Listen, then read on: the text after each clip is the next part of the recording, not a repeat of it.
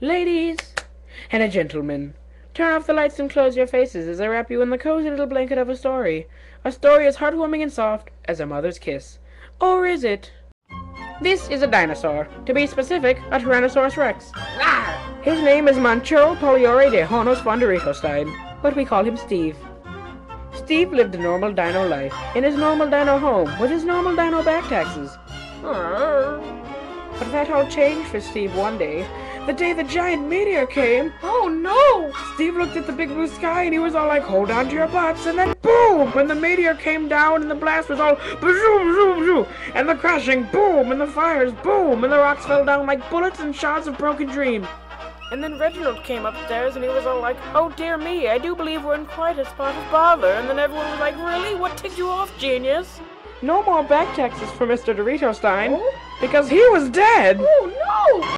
And then, quiet. All was well. And then the universe was like, psych, and it came back bigger, twice as hard. It was as if the devil himself extended his hand in friendship, and they spat in his mouth. And I mean, he was mad. It got hotter, hotter. So crazy hot, it was as hot as a hot thing. Oh my god! Yeah, right? Dinosaurs dying, to and fro and to. And then the clouds of debris came and turned the Earth into a Dutch oven, a veritable Dutch planet, if you will. Every complex organism was flame-broiled into nothingness. Everything was dead.